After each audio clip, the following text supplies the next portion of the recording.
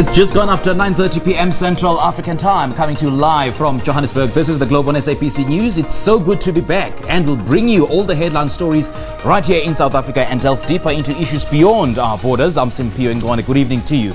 And I'm Lulu Gabu. Thank you for joining us. And indeed, we shall provide you with a global perspective on news through our network of international correspondents across the globe.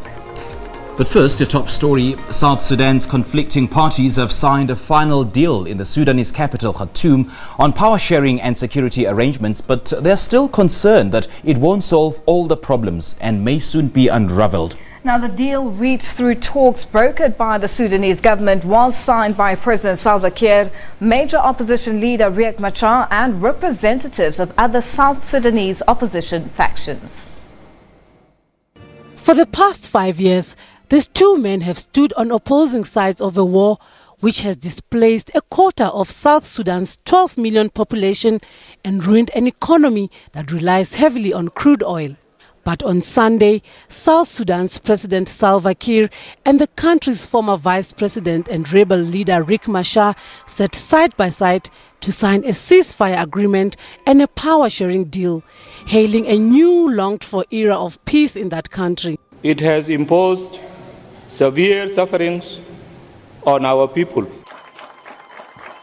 Even if we sign beautiful agreements and they are not implemented, we would have done nothing.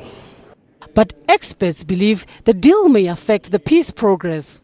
This deal is different and was appealing to all parties in the conflict because it met some of the basic expectations that they wanted to see in a deal. However, this deal is not complete. It doesn't solve all the problems that are there, in particular issues about revenue sharing, ambiguous issues about security sector reform and security arrangements in the capital, Juba. These are things that are potentially flashpoints that could unravel the peace agreement. South Sudan became independent from Sudan in 2011, but just 2 years into its existence, civil war broke out. Following the deal, South Sudan will start pumping oil into Sudan in September. Previous peace agreements held for only a few months before fighting resumed. But Salva Kiir believes this deal will not collapse because it was not forced on them like previous ones were. Ndundu Sitole, SABC News.